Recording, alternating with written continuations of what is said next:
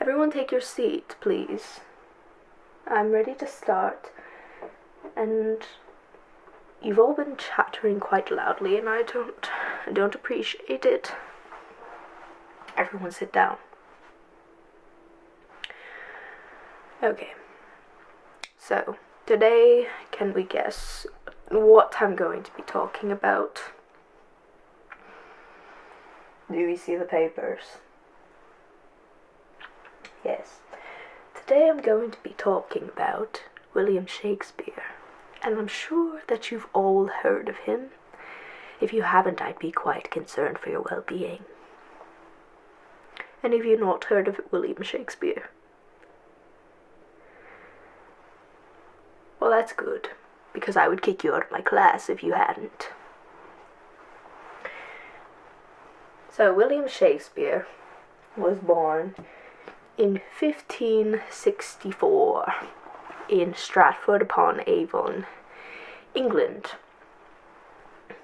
And here's a little portrait, in case you hadn't seen him before.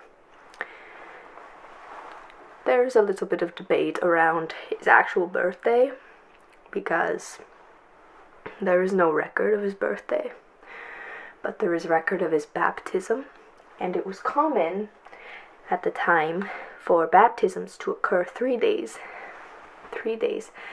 after the birth of the baby. So it is commonly believed that William was therefore born on April 23rd, 1564. And that is why. So, William Shakespeare was quite a many different things. He was a poet, he was a playwright, an actor, and a shareholder of the company that he worked for. And the company that he worked for was an acting company known as Lord Chamberlain's Men.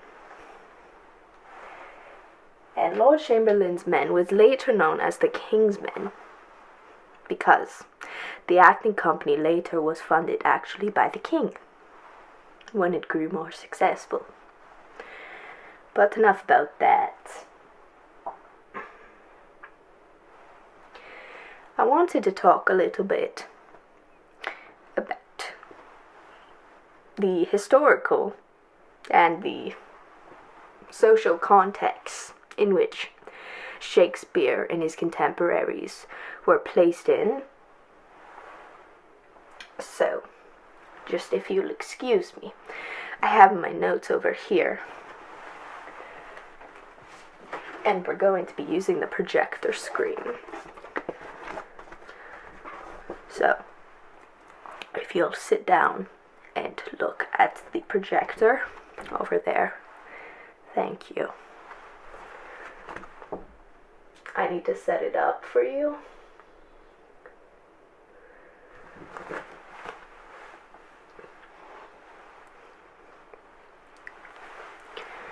Hey, what am I doing here?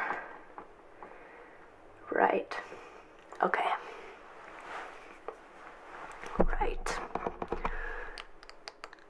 Right, that's right. Okay. And then I would do that. So, Shakespeare and performance. Okay, we're going to talk about plays as a pastime. Popular leisure activities at the time totally included plays. Of course, that was one of the main sources of entertainment at the time, but, well, if you were out and about during this time, and you didn't want to go see a play, well, you could actually go bear baiting.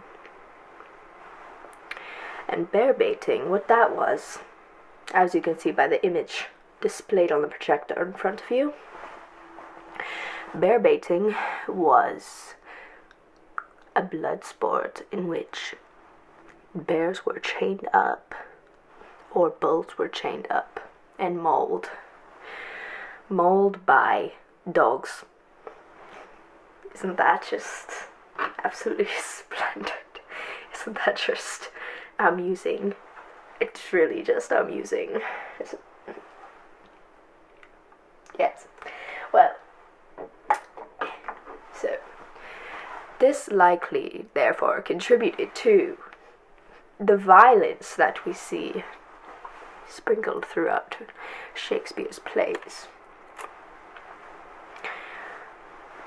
I mean, we have multiple examples of the violence in Shakespeare's plays. We even have some examples of, in his plays, tragic heroes talking about their situations and comparing them to bear baiting. So,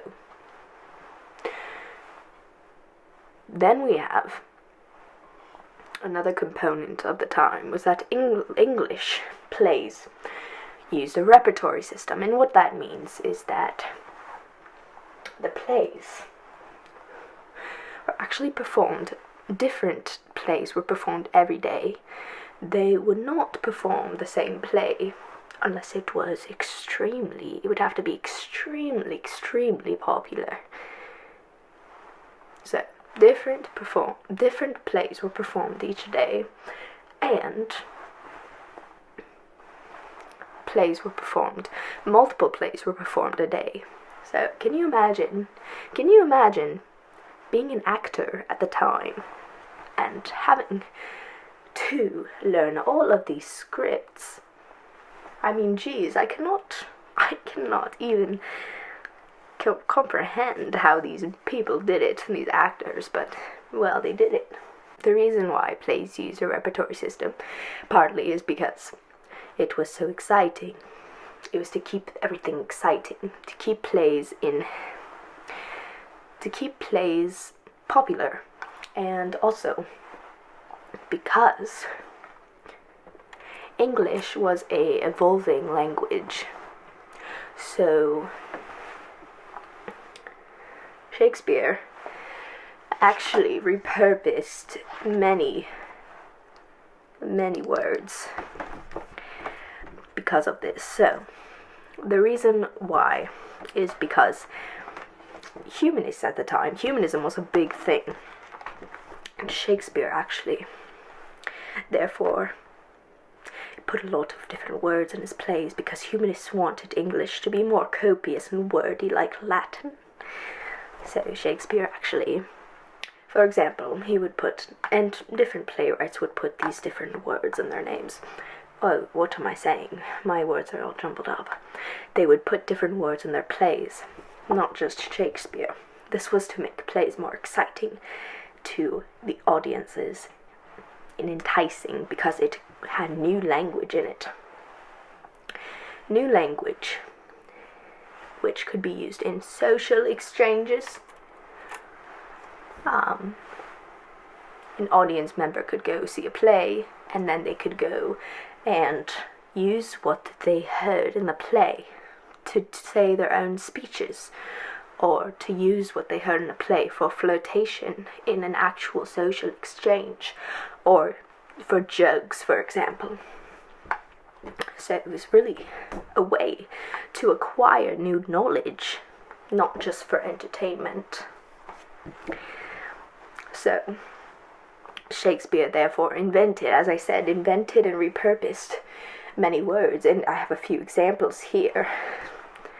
One of the examples is the word bloodstained. He actually created that word. Watchdog is another. And then the other one is the noun gossip. He actually is the first one to change it into a verb, to use it as a verb. So, that's quite interesting, isn't it? I believe eyeball is another one. Eyeball. Besides that, it was quite just a interesting little portion of theatre history. Okay, now we're going to talk about text in theatre. So we're going to talk about different portions of the text and different portions of the actual performance aspect of Shakespeare's plays.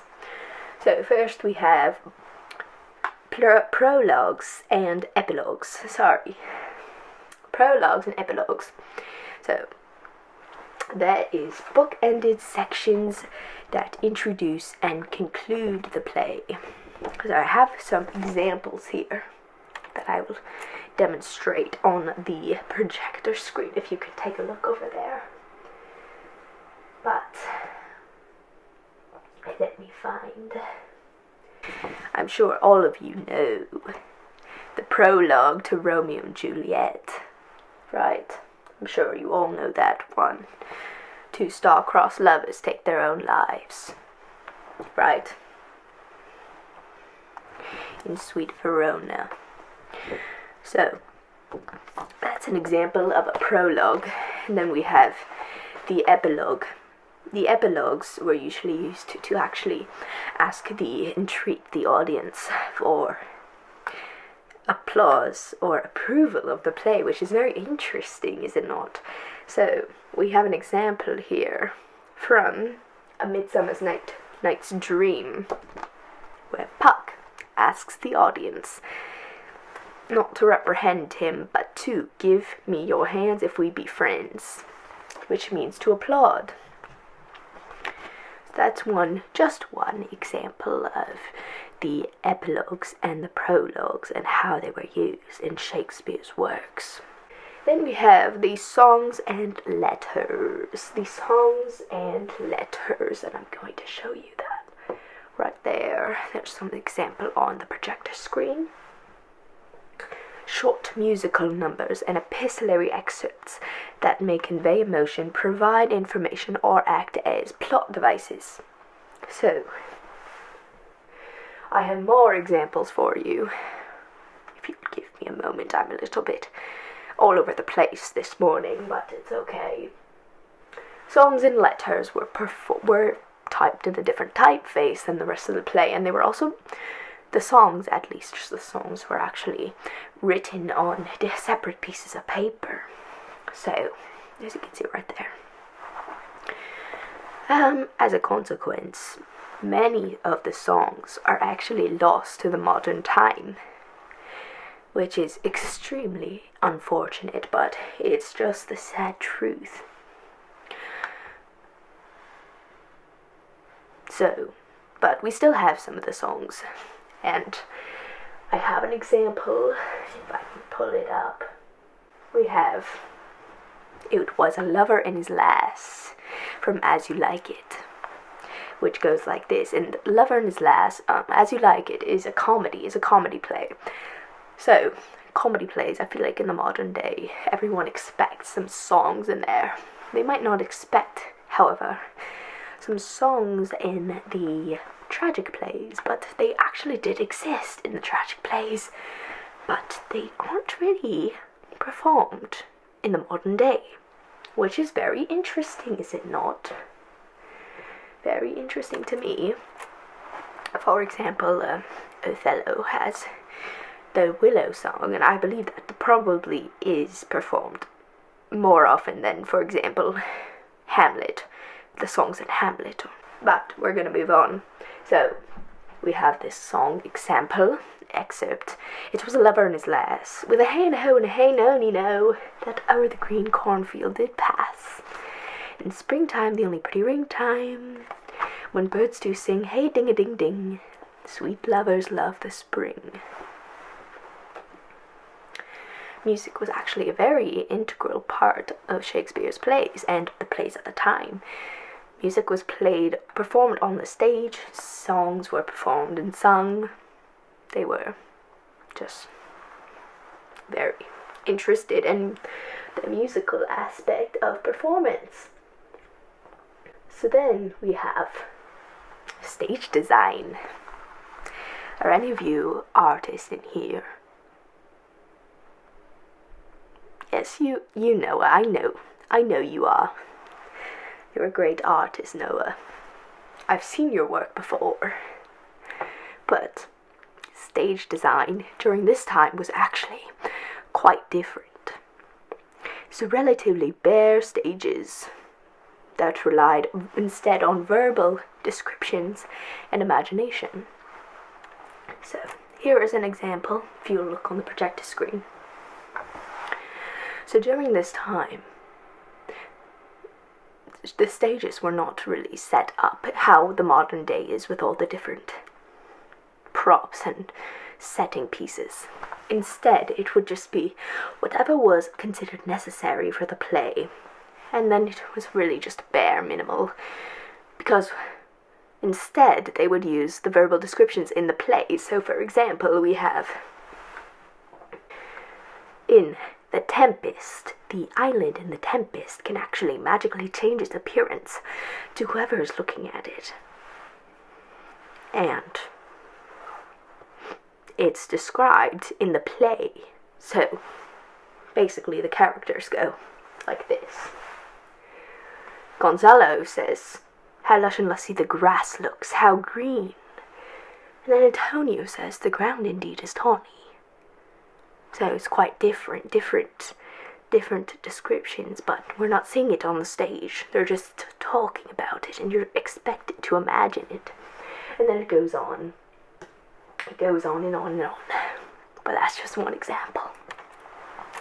Another very interesting example is actually the stage design would have usually a heaven and a hell exit. So a character could go through the heaven entrance, and this would actually signify that they were probably a redeemed character or maybe a good character, or they could go through the hell exit at some points in the play, and that would signify to the audience that the character is a doomed character, or that they're evil, something like that. Maybe a tragic character. So we have that. Finally, we have props and costumes. Props and costumes. They were used to visually enhance plays and to convey symbolism. Symbolism. So I have another example on the projector screen right there, if you can take a look at that. But okay. So why do you need to put a castle in the setting of the stage if you can just put a crown on the king's head to signify that he is a king and owns a castle? Then you don't need the castle setting, right? Why do you need to wait until it's nighttime to perform your play when you can just use a lit torch to, signify that it's nighttime? Those are just some examples, Some examples. Because, for example, with the torch thing, actually usually the stages, the theatres, the playhouses were actually usually open roof. So it would be very difficult to make it dark in there if it was daytime when they were performing. But anyway, so that's why they really heavily relied not on the stage design, but on the props and costumes. And there is some examples. We have a torch is used symbolically when in Macbeth, when the third murderer of Banquo says, "Who did strike out the light?" So, lastly, I wanted to talk a little bit about the Renaissance influence on Shakespeare's works. So, if you take a look at all of Shakespeare's works, really you can see so many examples of the Renaissance influence. I wish I had a glass of water with me, but I didn't bring anything. But it's fine. The Renaissance influence on Shakespeare's works. Shakespeare, in case you forgot what he looked like. Did you know that Shakespeare wore little hoop earrings? Sorry, I'm getting a little on a tangent, but Shakespeare did indeed wear hoop earrings. It's a little bit debatable. The historians are not exactly sure if he actually wore them or not, or if they're just additions in the portraits that were painted of him. But either way, I think they look very stylish on him, so it's fine. Okay, Renaissance influence on Shakespeare. Renaissance influence on Shakespeare. We have a lot of classical Greek and Roman influence. I mean, if you look at all of his historical figures, plays of historical figures, they're all Greek and Roman, really. I mean, like Julius Caesar, Coriolanus. What else do we have? We have Antony and Cleopatra, Titus Andronicus, A Midsummer Night's Dream. So those are just some examples. Shakespeare was very interested in classical thought and expression, classical values, and this included humanism. And if you don't know what humanism is, it's more of just a focus on the human mind and the power of the human mind, pretty much. He also focused on the human condition. So we have an example. We have an example in Hamlet. I can show you on the projector. Hamlet. He actually has a scene in Hamlet where Hamlet is pondering on death and existence when, after his friend Yorick dies, he holds the skull of his friend Yorick. I have my skull necklace here as a tribute, but Yorick, he's holding the skull. And I mean, I think we've all heard the lines, to be or not to be, right? We've all heard those lines, those classic, iconic human condition lines. And this skull becomes this dramatic prop that symbolizes these ideas of the human condition.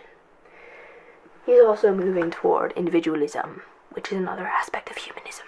So, moving toward secularism as well. But, for example, moving away from the collective. For example, Romeo and Juliet. A Montague can't marry a Capulet. It's forbidden romance. However, they decide not to go with the collective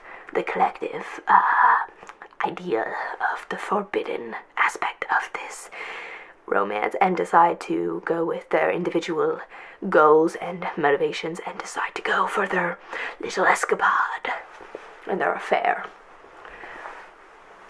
And then we have in secularism, so we have, for example, Macbeth. Macbeth is probably the greatest example of this. We have the three witches. The three witches, which were double, toil and trouble, right? Like, I mean, I feel like we all know quite a bit about that play, but the three witches are creating spells and, cursing people, and I mean, it's not very religious, is it? So, those are the Renaissance influences on, just a little bit of the Renaissance influences on Shakespeare's play. And that is all I have for my lecture for you today. So I hope that you enjoyed this little lecture. I hope that you've been writing your notes. Noah, I hope you've been writing your notes over there. Because I know that your head's in the stars a little bit sometimes, but it's fine. As long as you've been writing. Because this will be on the test. This will be on the test. So I need all of you to have been paying attention. If you haven't been paying attention, well, you know what? That's on you, and I will not be held accountable for any of this. You cannot ask your classmates for the notes, the lecture notes. If you're feeling like, oh, I didn't write enough, I wasn't paying attention, I fell asleep in my desk, I won't allow you to take notes from your friends. I consider that plagiarism. Well, anyway, thanks for coming, and I'll see you all next week. Goodbye.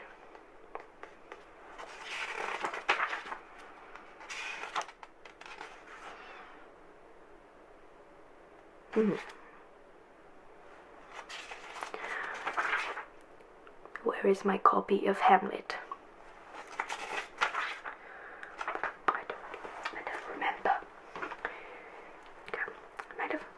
I used to have this, my huge Bible, really, of Shakespeare's works. I had